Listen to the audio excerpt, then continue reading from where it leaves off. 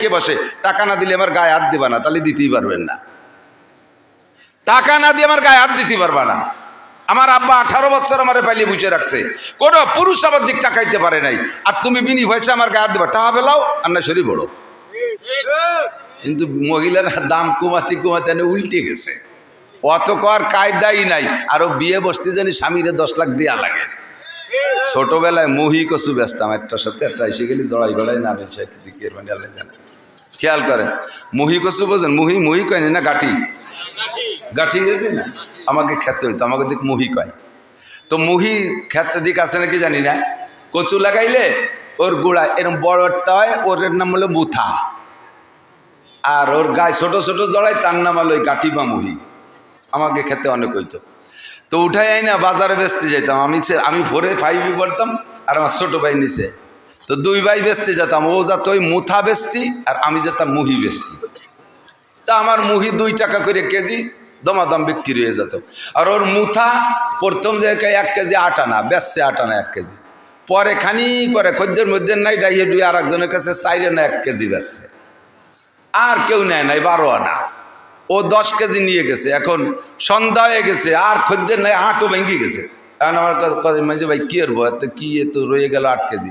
আমি বললাম যার যার দামা সেই বাড়ি নাও, আমারটা খালি হয়ে গেছে, আমি চলে যাচ্ছি। ও এখন বিপদে পড়ে গেছে। এখন কাছে ভাই আমার মুহিকাট মোথা কাটা কেউ ফিরিয়ে নেন, তাও কেউ নেয় না। ফিরিয়ে নেন তাও নেয় না। এরপরে কয় এই 8 কেজি যদি নেন তাহলে আগে যে 12 আনা বেশি ও 12 আনাও দেবো, একটু নিয়ে যান, তাও নেয় না। আগেরে মা বোনদের দাম ছিল, আগেরে মা বোনদের মেয়েদের দাম ছিল। মুরব্বীরা সাক্ষী দেন, আপনাদের বাচ্চা ছাড়া বিয়ে করতে যাইয়া শ্বশুর বাড়ি ঘর একখান পণ কইতে, পণ দিয়ে বিয়ে করে আনা লাগছে। কতক্ষণ ওই পণই দেন মোহরের টাকা।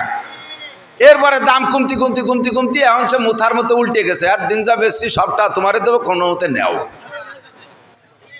তাও নেয় না। আদা কচু হয়ে গেছে, ঠিক না? লুজুমু মাহরিন, বিয়ের হাকিকাত, 1 বোঝা টাকা কাঁধে চাপা, দেনমোহর পরিশোধ করা ওয়াজিব, পরিশোধ করা ওয়াজিব।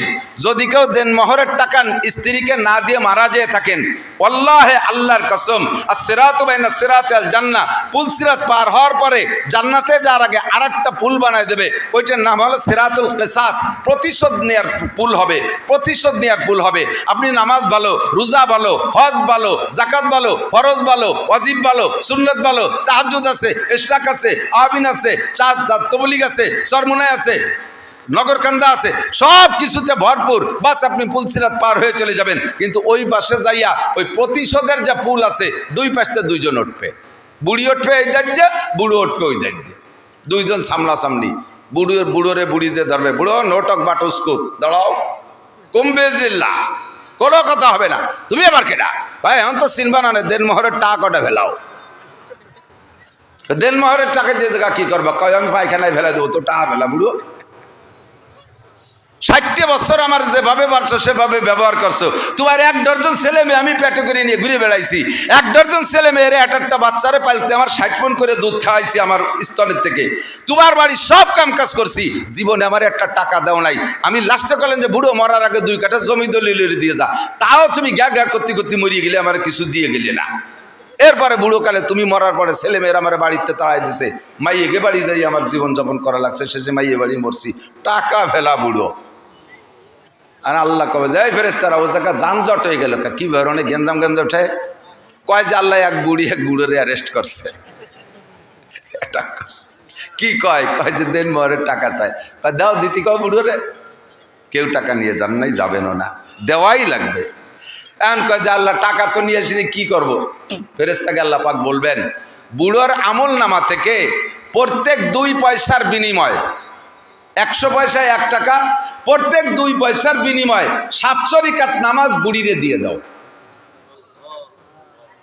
বুড়োর আমল নামা থেকে প্রত্যেক 2 পয়সার বিনিময়ে 700 রাকাত নামাজ বিকাশেও পাঠাতে পারো, রকেটেও পাঠাতে পারো, ট্রান্সফার করে দাও, অথবা ব্যাংক অ্যাকাউন্টে দিতে পারো। 700 রাকাত করে নামাজ দিতি কালে নামাজ শেষে এখন যদি 60,000 টাকা রয়েছে, তা রোজা ধরো, তাও শেষ, আর কি আছে তা ধরো, সব দেওয়ার পরে 200 টাকা রয়ে গেছে। এবার 200 টাকার বিনিময় বুড়ির আমল নামা থেকে যে গুনাহ আছে, ওই গুনাহগুলো বুড়োর আমল নামায় দিয়ে দাও। দাও পাল্টাই দাও। বস্তা ভরে নেকি নিয়ে যে শূন্য হাতে জাহান্নামে চলে যাবেন। হুকুকুল ইবাদ, নামাজ পড়েন নাই, রোজা রাখেন নাই, জিনা করেছেন, মদ খাইছেন, গাঁজা খাইছেন, এইগুলো যা করেছেন সবগুলো হুকুকুল্লাহ, আল্লাহর সাথে নাফরমানি করেছেন। যে কোনো সময় চোখের 2 ফোঁটা পানি ফেলে দিয়ে যদি কেঁদে দেন, রব্বানা যালামনা আনফুসানা ওয়া ইল্লাম তাগফির লানা ওয়া তারহামনা লানাকুনান্না মিনাল খাসিরিন। চোখের পানি দেইকা আল্লাহ বড় সরল, আল্লাহ বড় মেহেরবান, আল্লাহ বড় গফফার, আল্লাহ বড় সত্তার। আপনার চোখের পানি দেইকা জীবনের সব গুনাহ আল্লাহ মাফ করে দিতে পারে। কিন্তু হুকুকুল ইবাদ, মখলুকের হক নষ্ট করে গেলে এটার দায়িত্ব আল্লাহ নিবে না। যারটা নষ্ট করেছো সে যদি মাফ করে তাহলে যাইবা, আর সে মাফ না করলে এক কদমও বাড়তে পারবা না। বিয়ের নুস উঠলি লাগতে বিয়ে আরো টাকা পয়সাটু গুছাই নিয়ে নাই মেয়ারা। বিয়ে করতে হবে, তবে বিয়ের আগে প্রস্তুতি দেন, মোহর পরিশোধ। হযরত আলী বলেন বিয়ের হাকিকত 7টা। 1 নম্বরে মাসখানিকের খুশি, 2 নম্বরে লুজুমু মাহরিন, বস্তাখানিক টাকা কাঁধে চড়া দেন মোহর। এরপরে জীবন ভরে বউরে কামাই রোজগার করে খাওয়াতে হবে, সেটা হলো কুসুরু জাহরিন, মাজা ভাঙ্গা খাটনি। মাজা ভাঙ্গা খাটনি। আমি এক রাত টস করলি যা টাকা পয়সা পাই তাতে 2-3 মাস খাইয়ে বাঁচতে পারি। এক রাত্রি টাকা 2-3 মাস খাইয়ে বাঁচতে পারি, কোনো অসুবিধা হয় না। এই সারা জীবন 30টা বছর অস করে বেড়াচ্ছি, এখনো 30টা টাকা ডানি রাখতে পারলাম না। আল্লাহ ছেলে মেয়ে দেশে যথেষ্ট, তাকে পিছিয়ে খরচ করতে করতে আমার মাজা বিয়া হয়ে যাচ্ছেন, সবসময় মাজা কামড়ায়। এ বিয়ে না করলে আমার গাড়ি এই বুঝা উঠছ নাকি? এরা কয় কুসুরু জাহরিন, উলামায়ে কেরাম একটু মনে রাখেন, সুরুরু শাহরিন লুজুমু মাহরিন, কুসুরু জাহরিন মাজা ভাঙ্গা খাটনি। বিয়ে না করলে ছেলে মেয়ে আত্মীয় স্বজনের এই বোঝা কাঁধে উঠতো না, এই পরিমাণ পরিশ্রম আমার করা লাগতো না। কুসুরু জাহরিন হুমুমু দাহরিন, সারা জীবনের দুশ্চিন্তা, সারা জীবনের দুশ্চিন্তা। এইটাই কব বলি আমি তো সরিয়ে চলেছি ওই জায়গাতে, এই জায়গায় রেখে কি কয় মুনাসাবাতে বাব, বুখারী হাদিসের ভাষায় বলে মুনাসাবাতে বাব। একটা কথাকে ধরে একটা পুরো আস্ত হাদিস ইমাম বুখারী মুসলিম শরীফ এনরা লিখে দেয়। হুমুমু দাহরিন, কোনো প্রাণীর চিন্তা নাই, আমাদের সারা জীবন ভরে চিন্তা, কামাই করব কিভাবে, বউ পালবো কিভাবে, ছেলে মেয়ে পালবো কিভাবে, পালা পোষার চিন্তা। এই চিন্তা অন্য প্রাণীর নাই। এই যে সামনে আর মাসখানিক পরে থেকে কুত্তর ডেলিভারি শুরু হয়ে যাবে, সারা আন্তর্জাতিক, সারা দুনিয়া জুড়ে 4-5টা ছেলে মেয়ে একটা কুত্তয় জন্ম দেবে। কোনো কুত্তয় কি এই চিন্তা করবে আল্লাহ একে আব্বা নাই, এটা কোন থেকে কিনবে রে, এটা ফিডার খাওয়াবো কি রে, কি দুধ খাওয়াবো, একটা জাঙ্গি ভেঙ্গে নাই, একটা প্যাম্পাস কিনে দিল না কেউ, একখান কুটি খেতা নাই, একটা মশারি নাই, সুবানি কোন জায়গা, এইগুলো কোনো কুত্তর চিন্তা আছে? কতক্ষণ আছে? আর আপনার একটা পেটে আসার সাথে উল্টো শোনো শুরু হয়ে যায়, আলটা শোনো। বাচ্চা আইস পেটে আসছে, কালকে থেকে মেশিন শুরু হয়ে গেছে, কম্পিউটার দিয়ে চেক আপ, একেবারে 9 মাস পর্যন্ত চেক আপ, এরপরে তার জন্য ঘুষাঘুষি কত কিছু। আল্লাহু আকবার। এই চিন্তা অন্য প্রাণীর নাই, গরুরও নাই, ছাগলেরও নাই, কুত্তরও নাই, কোনো প্রাণীর এই চিন্তা নাই। এই হুমুম উদাহরণ দুশ্চিন্তা একমাত্র মানুষের। গম হামকো দিয়া সবসে যে মুশকিল নজর আয়া, অন্য কেউরে দুশ্চিন্তা দেই নেই, একমাত্র মানুষকে দুশ্চিন্তা। দেখেন যারা রাজা হবে বলে নাচিয়ে বেড়াচ্ছে, তাদের চাইতে আমরা ভোটার রাও চিন্তা কমতেছি না। কতক্ষণ? কোন প্রাণীর জগতের ভিতরে এই রাজনৈতিক দুশ্চিন্তা নাই, আমাকে মধ্যে আছে। একে বলে হুমুম দাহরিন, সারা জীবনের দুশ্চিন্তা। এই কথাটা কয়ে নেই একটু মনে রাখার জন্য। তাহলে বিয়ের হাকিকাত 4টে কইছি। 1 নম্বরে সুরুরু শাহরিন, 2 নম্বরে লুজুমু মাহরিন, 3 নম্বরে কুসুরু জাহরিন, সারা জীবনের মাজা ভাঙ্গা খাটনি, 4 নম্বরে হুমুমু দাহরিন, দুশ্চিন্তার বোঝায়, দুশ্চিন্তার বোঝা মাথায় ওঠে, 5 নম্বরে নুজুলু কবরিন, খাটতে খাটতে খাটতে খাটতে শেষ কবরে চলে যেতে হবে। 6 নম্বর আর 7 নম্বর দুকুলু জান্নাতিন আও নারিন, ওই ভালো চালাইতে পারলে বউ বাচ্চারে সুন্দর পরিচালনা করতে পারলে বেহেশতে, আর যদি উল্টো পাল্টা চালাও তাহলে দোজক। এই হলো বিয়ে। এছাড়া বিয়ে আর কি? কতক্ষণ? গম হামকো দিয়া সবসে যে মুশকিল নজর আয়া। আল্লাহ তাআলা আমাদেরকে দুশ্চিন্তা দিয়েছে। এবার দুশ্চিন্তার ভিতরে আমরা যে যে হালাতে আছি, আপনারা সাধারণ পাবলিক বিভিন্ন কাজে বন্টন আছেন। আমরা হুজুররা, আপনারা মনে করেন যে সব হুজুরের এক কাজ, তা না। হুজুরকে ভিতরে আল্লাহ তাআলা কাজ ভাগ করে দিয়েছে। একদল মসজিদের ইমামতি করে, আরেক দলে মুয়াজ্জিনি করে, আরেক দল হাদিস পড়ায়, আরেক দল মুহতামিমি করে, আরেক দল হেফজখানায় পড়ায়, আরেক দল কিরাতখানায় পড়ায়, আরেক দল পীর মুরিদি করে, আরেক দল ময়দানে জিহাদের কাজ করে, আরেক দল লেখালেখি করে। আর আমাদের মতে এক দলকে আল্লাহ তাআলা কইছে তোমরা ওয়াজ করে খাবা। আমাকে দেশে সবচাইতে কঠিন এই ওয়াজ করা।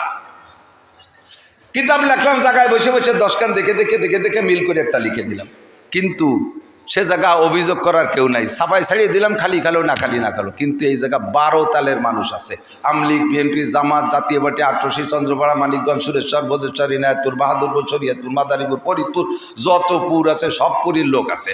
তবলিগ, সরমনাই, এতাহাতি, ওয়াজাহাতি, হেজবুত তৌহিদ, কাদিয়ানি, ইয়ানি, শেয়ানি, বারোয়ানি, ছয়ানি, সব দলের মানুষ আছে, ছোট আছে, বুড়ো আছে, গুড়ু আছে, কান্দা পার্টি, হাসা পার্টি, দোয়াসলা পার্টি, সব দল পার্টিরে গুছাই গেছে বসায় রেখে 2 ঘন্টা ওয়াজ করা কঠিন ব্যাপার, খুব কঠিন ব্যাপার। এক দলের এক পাশে হয়ে গেলে আরেক দল কয় চল যাই, যে গোপালগঞ্জের হুজুর নিজে গিয়ে শুরু হচ্ছে, আবার তাই কয়।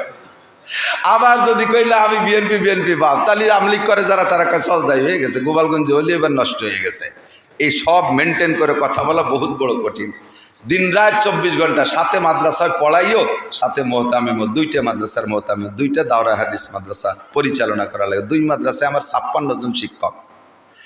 সরকার 56টা টাকাও দেয় না, একখান ফুটো টিনও দেয় না যে একটু সাবলা ছুড়ো বানায় তাহলে তাইও কিচ্ছু দেয় না, 1 মুঠ চাইল দেয় না। এই 56 জন শিক্ষক আর 2 মাদ্রাসায় 400 ছেলে বোর্ডিংয়ে খায়। আমার আপনার বাড়ি 2 জন 4 জন সদস্য নিয়ে আমি আপনি এটা স্থায়ী আয়ের উৎস আছে, কামাই রোজগার করে তাই সেই 4-5 জন মানুষকে খাওয়াই ভরাইয়ে খুশি রাখতে পারেন না। ও দোস্ত, 400 মানুষকে খাওয়াইতে হবে, যার যে শুধু যদি ভাতও দেন, পাতলা একটু ডাইলও দেন, চিন্তা করেন কি পরিমাণ খরচ। বছরে 12 মাসের 9টা মাস বোর্ডিংয়ে খাবার দেওয়া লাগে। এই 56 জন শিক্ষকের বেতন দেওয়া লাগে, থাকার জায়গা দেওয়া লাগে। আমার এক মাদ্রাসায় বিদ্যুৎ বিল আসে 25,000 টাকা। এলা আমাদের ছোট মাদ্রাসা। চট্টগ্রাম নানুপুর মাদ্রাসায় গেছি, আল্লাহু আকবার, একদিনে চাউল রান্না হয় বোর্ডিংয়ে 82 মন। পুরোই মুস্কুন্নি ইউনিয়ন বলে খাওয়ানো যায় না। এটা কোন ইউনিয়ন? আমি মুস্কুন্নি ইউনিয়ন করে দিছি, হামিদ্দি ইউনিয়ন। সারা ইউনিয়নের মানুষকে একদিন খাওয়ানো যায়। এই পরিমাণ চাউল এক মাদ্রাসায় একদিন রান্না হয়। নানুপুর, হাটাজারি এরকম হয়। খাওয়াই কে? একটু বলবেন না কে খাওয়ায়? যে আল্লাহর উপরে ভরসা করে আল্লাহই তার জন্য যথেষ্ট, ঠিক না? আল্লাহ যথেষ্ট। তাকদু খেমাসান তারুহু বেতানান। কওমি মাদ্রাসার উলামায়ে কেরাম পাখির মতো তাওয়াক্কুল নিয়ে চলে। পাখির ঘর নাই, বাড়ি নাই, জায়গা নাই, জমি নাই, চাকরি নাই, বাকি নাই, ব্যবসা নাই, বাণিজ্য নাই, বিজিএফ কার্ড নাই, পঙ্গু ভাতা, বয়স্ক ভাতা, বিধবা ভাতা কিছু দেয় না সরকারে। পাখি একটা গাছ লাগায় না, এক মুঠ ধান বুনয় না। অথচ এই দেশের সমস্ত যত ফসল আর ফল আছে, যে পাখিতে যে জাতের ফল ফসল খায়, গারিস্তের চাইতে 8 নম্বরটা পাখিতে খায়। ওই আম গাছের সিকটি ডালে একটা আম প্রথম পাকছে, বাড়িওয়ালা সহে দেয় না, পাখিতে সে অর্ধেক খাইয়ে আর অর্ধেক ছাড়ি দিয়েছে, কাকা এটুক তুমি খাও। ধান বুনেছেন, পাকা ধান আগে বাবুই পাখিতে খায়, ঠিক কিনা? সব তারা খায়, অথচ তাদের ক্ষেত খামার নাই। তাদের সারা বছর কোনো ক্ষুধা থাকে না। সকালবেলা খালি পেটে বেরোয়, সন্ধ্যাকালে ভরা পেটে বাড়ি আসে। উলামায়ে কেরাম আটি সওয়াল মাদ্রাসা খুলিয়া সারা বছরকে সামনে নিয়ে খালি হাতে রওনা দেয়। বছরের শেষ আল্লাহর রহমতে খাইয়ে দেয়, ও খারাপ না। আমি তো এই যে খাটতি খাটতি শুয়ে যাচ্ছি, আর বাকি হুজুরকে দেখছেন আল্লাহর রহমতে গায়ে গতর গোস্ত আপনার কাছে বাড়িটা কম না, এর বেশ মাতিয়ে গেছে খাইয়ে দিয়ে।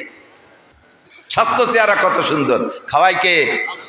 ওমাইয়া তাওয়াক্কাল আলাইহি। একদল কয় সার্টিফিকেট নাই কওমি মাদ্রাসায়, হুজুররা কি রেখাবে, কি রেখাবে? তুমি তো আমাকে সাথে আইসে খাইয়ে দাও, খাইয়েও শান্তি পারবা না। আমি তো মাঝে মাঝে কই, আল্লাহ না খাওয়া বিদ্যা পড়ি এত খাওয়া, না খাওয়া বিদ্যা পড়ি এত খাওয়া, খাবারের জ্বালায় আমি পাগল হয়ে যাই, পলায় থাকি যে খাবো না। রুজির মালিককে একটু এদিকে আসি দোস্ত, যারা দাঁড়িয়ে আছেন একটু বসার চেষ্টা করেন।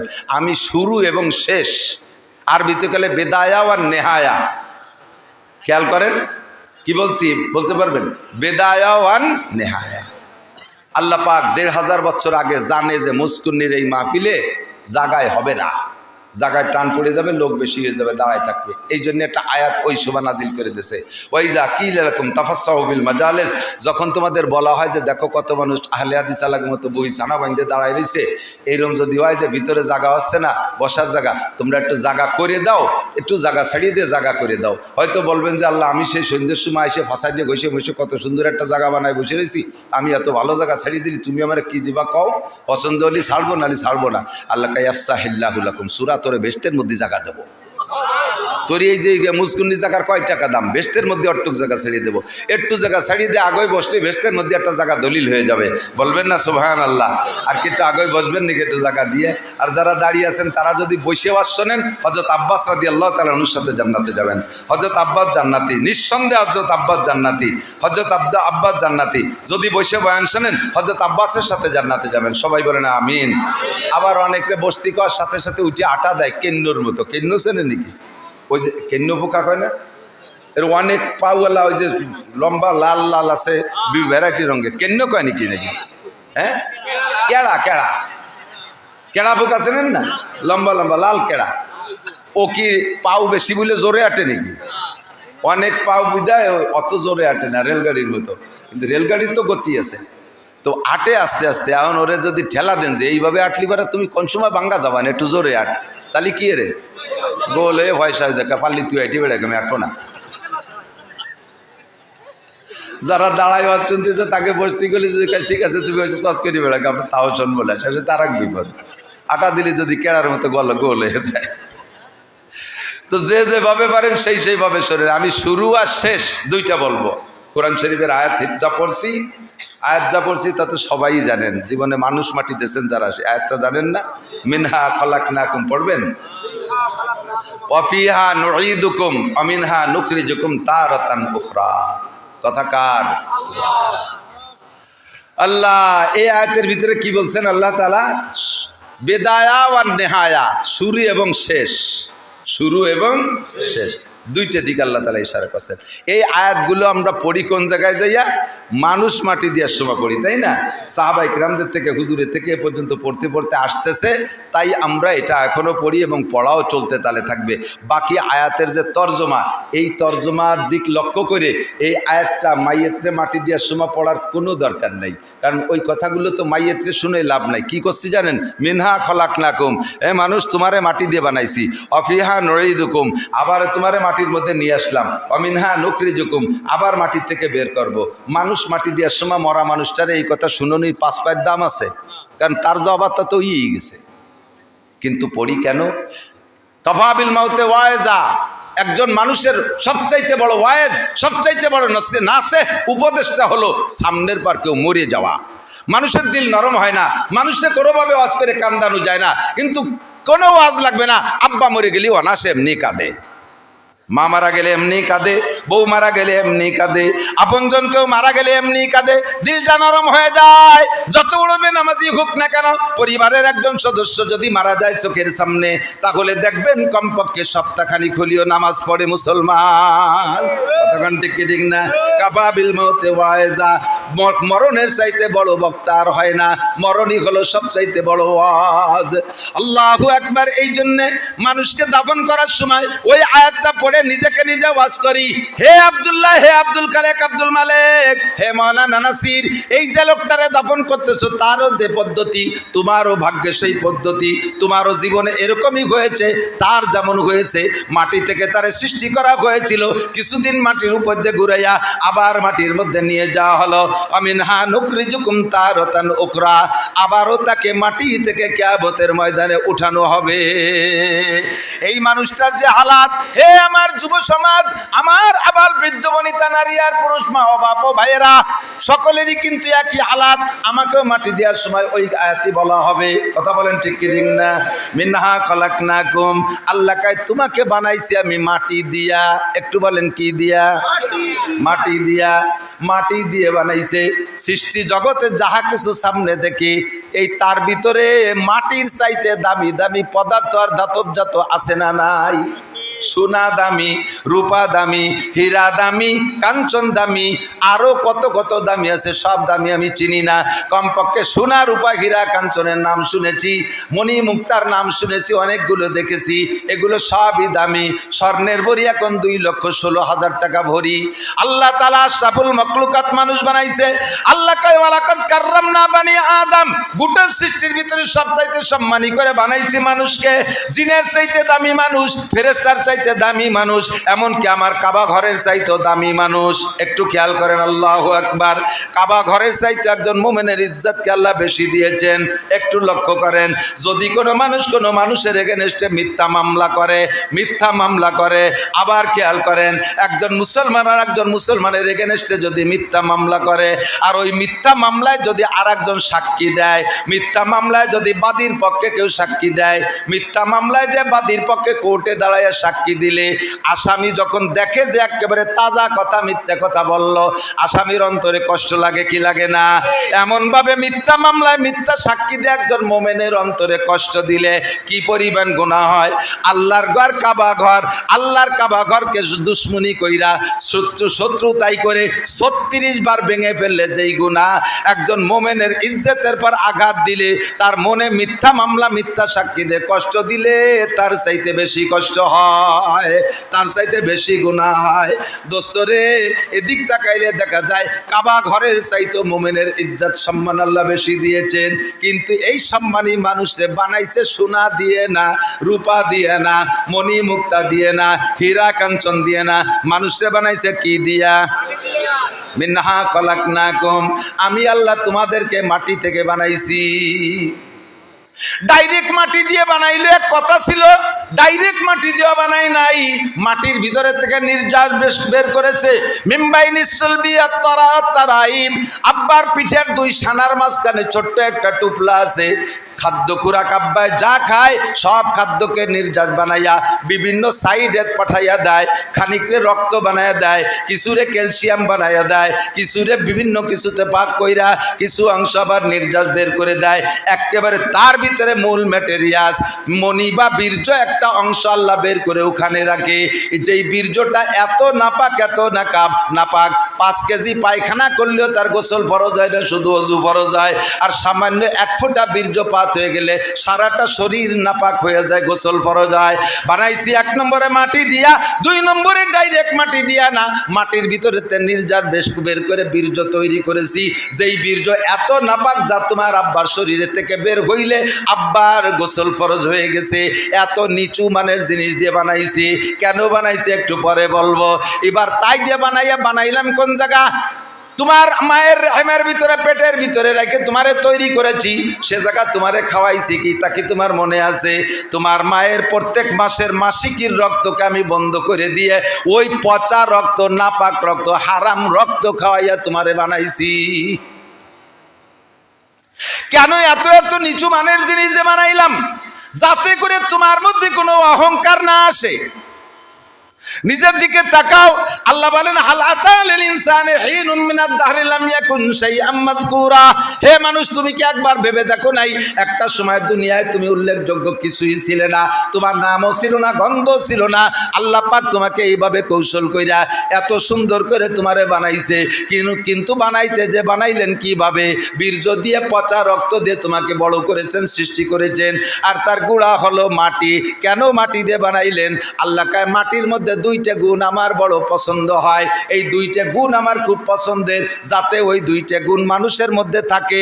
আর ওই 2টা গুণের কারণে মানুষ ফেরেশতা আর চাইতে দামি হয়ে যেতে পারে। 2টা গুণ মাটির মধ্যে কি যুবক শোনো? 2টা গুণের একটা গুণ হলো মাটির মধ্যে ধৈর্য। কথা বলেন? মাটির মধ্যে ধৈর্য, মাটির ভিতরে সহনশীলতা, মাটির মধ্যে নম্রতা, মাটির মধ্যে ভদ্রতা, মাটির মধ্যে বিরক্তি নাই, মাটির মধ্যে অহংকারিত্ব নাই। জীবন ভরে মাটির উপর দিয়ে হাঁটি, কোনোদিন মাটি কইল না মিয়া আর আমার উপর দিয়ে হাঁটতে পারবা না, আমার উপর দিয়ে হাঁটতে পারবা না। এইগুলো মাটিতে কোনোদিন বিরক্ত বোধ করে নাই। এক জায়গা 30 বছর পর্যন্ত ড্রেজার দেবা কোদাল দিয়ে খনন করে পুকুর বানাইয়া পানি ব্যবহার করেছেন, মাস্টার ছাড়িয়ে খাইছেন। 30 বছর পরে আবার ড্রেজার ওইটাকে বন্ধ করে দিয়ে, ওইটারে বন্ধ করে দিয়ে তার উপরে 30 তলা দালান জুড়ে দিয়েছেন। কোনো দিন মাটিতে কয় না, ও মিয়া তুমি তো 2 মন বইতে পারো না, তুমি কত বড় নির্বোধ, এতদিন পর্যন্ত পুকুর বানায় একভাবে ব্যবহার করেছো, আবার এই 10 তলা দালান আমার কাঁধে উঠাই দিয়েছো, তোমার মতো বেবোধ হয় না, তুমি বড় জালেম। এই কথাটা মানুষে কোনো মাটিতে কোনো দিন বলে নাই। মাটিরে হাল চাষ করে চৌচির করে ফেড়ে ফেলি, কোনোদিন মাটিতে বিরক্ত বোধ করে না। এইটা হলো মাটির ধৈর্যশীলতা, সহনশীলতা। 2 নম্বরে মাটির মধ্যে আর একটা গুণ হলো মাটি আমানতদার। কতক্ষণ?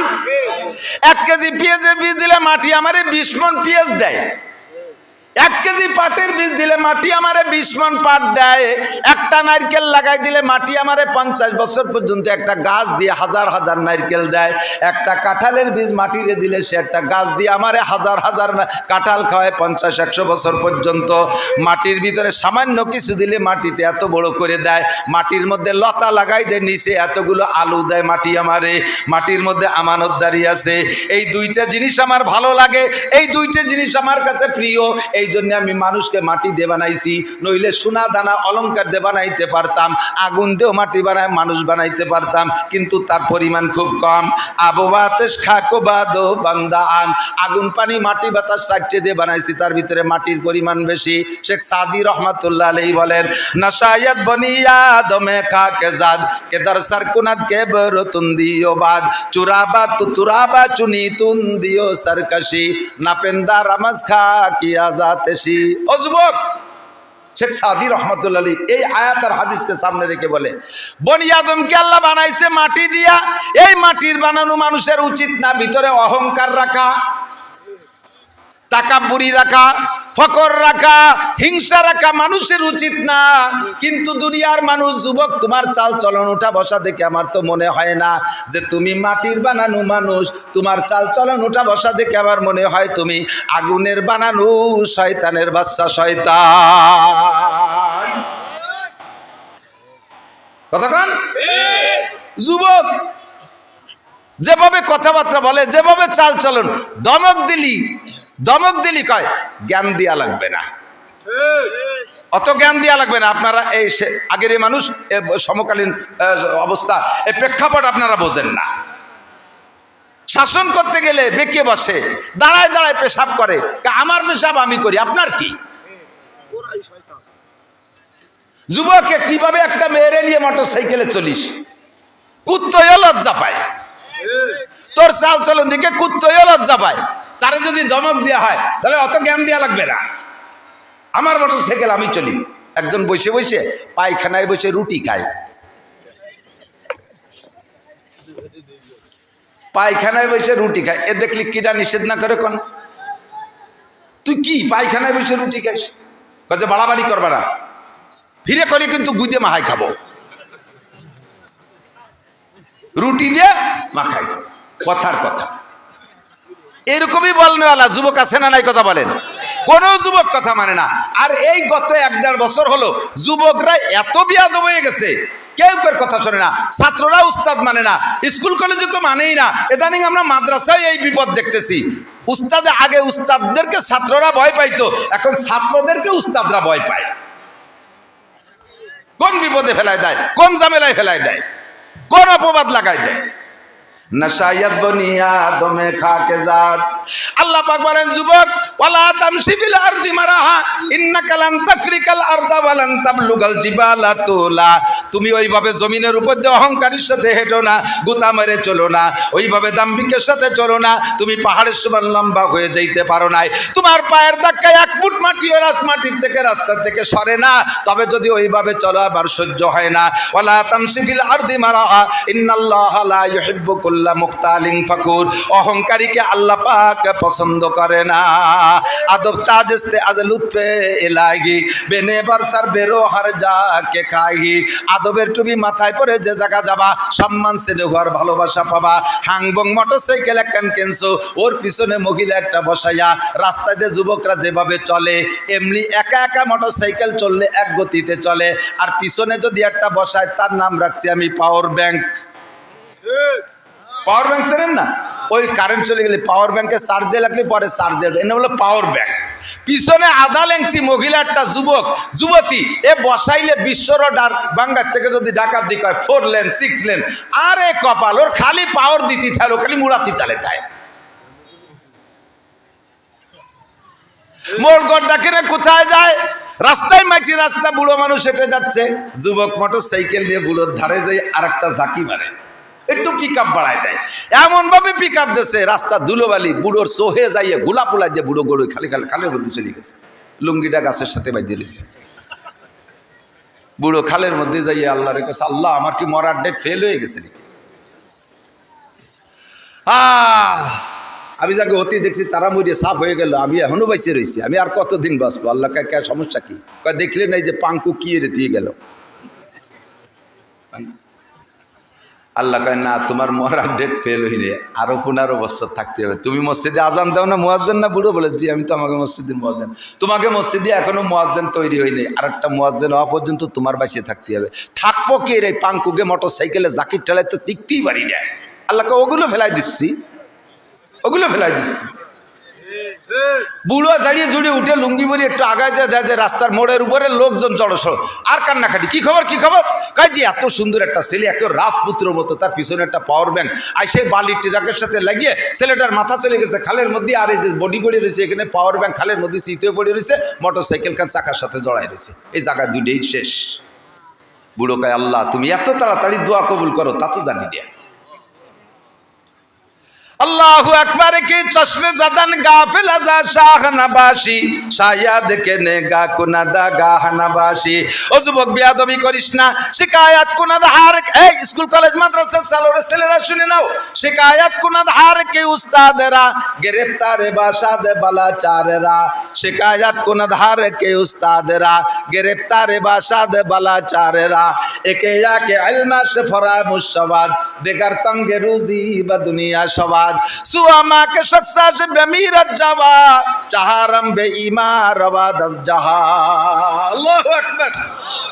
উস্তাদের সাথে যদি বিয়াদবি করো, স্কুলের ছাত্র হও আর মাদ্রাসার ছাত্র হও, কলেজের ছাত্র হও, বিশ্ববিদ্যালয়ের ছাত্র হও, জামিয়া হাটাজারির ছাত্র হও আর দেওবান্দের ছাত্র হও, মদিনা ভার্সিটির ছাত্র হও আর উম্মুল কুরার ছাত্র হও, উস্তাদের সাথে বিয়াদবি করলে, মুরব্বীদের সাথে বিয়াদবি করলে 4টি বালা 4টি বিপদ অনিবার্য, 4টি বিপদ অনিবার্য।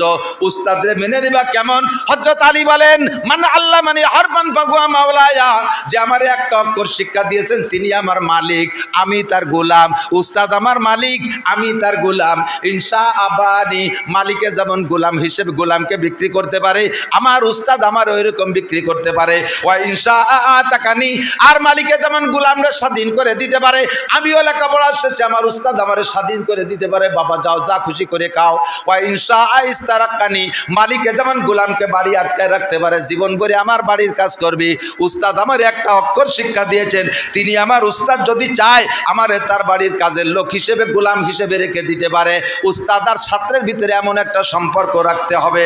এই উস্তাদের সাথে বেয়াদবি করো, একটা পিটেন দেশে বাড়ি যে বলে দেছো, বাড়ির বাপ ভাই এসে হুজুরের গলা চিপে ধরছে, হুজুর। যারা আসছেন ওই ছেলেটার কথা শুনে উস্তাদের কাছে অ্যাকশন নিতে, আপনারা নিজে হাতে নিজের সন্তানের পায়ে কুড়াল মারছেন। সন্তানের জীবন শেষ। এবার উস্তাদদের পরে একটু পরে বলবো, আগে গার্জিয়ানরা বুঝে নেন আর ছাত্ররা বুঝে নাও। উস্তাদ যদি গায়েরটা পিটান পাটান দেয়, শক্ত কথা বলে, তুমি যদি নিজে হাতে অ্যাকশন নাও অথবা ভাই বিরাদার ডেকে আনো, আল্লাহর কসম তুমি 4 বিপদের 1 বিপদে পড়বা। একে ইয়াকে ইলমা সে ফরামুশ সওয়াদ। 1 নম্বরে একদিক দিয়ে পড়বা আর একদিক দিয়ে ভুলে যাবা, একদিক দিয়ে পড়বা আর একদিক দিয়ে ভুলে যাবা, কিচ্ছু মনে রাখতে পারবা না। যদি লেখাপড়া শিখে পাস করিয়ে যাও, 2 নম্বর বিপদ, একে ইয়াকে আলমাস ফারামুশ সাবাদ দেগার তঙ্গে রুজি বা দুনিয়া সবাদ। তোমার রেজাল্ট একেবারে A+ গোল্ডেন A+। তুমি যেখানে চাকরিতে যাবা, রিটেনে জিতলেও ভাই ভাই টিকতে পারবা না, রিটেনে টিকলেও ভাই ভাই টিকতে পারবা না। তোমার চাইতে নর্মালরা ভালো পজিশনে চাকরিতে চলে যায়, তুমি সব জায়গা ফেল আর ফেল। মাইর খাইছো কোন জায়গা জানো না, প্রাইমারির উস্তাদের সাথে বেয়াদবি করেছ, অথবা হাই স্কুলের উস্তাদের সাথে বেয়াদবি করেছ, কলেজের প্রফেসর একজন হিন্দু মাস্টার, তার প্রফেসর হরিপদ, তার সাথে বেয়াদবি করেছ। হোক সে হিন্দু উস্তাদ, কেন বেয়াদবি করেছ? তার বদদুয়ার কারণে তোমাকে আল্লাহ এইভাবে অপমান করতেছে, তোমাকে এইভাবে পরাজিত করতেছে। 2 নম্বরে তুমি রুজির অভাব কাটবে না। এরপরে যদি চাকরি পাইও যাও, ব্যবসা বাণিজ্য করে শিল্পপতি হয়েও যাও, তুমি খাইতে পারবা না, খাতেই পারবা না। কয় কিনি দি কত, বাজারে পদ্মার ঘাটের বড় বড় মাছ আমরা কিনি, খাতে পারবো না। কয় ও খাওয়া না, তোর সব খারাপ ব্রেক করে দেবে।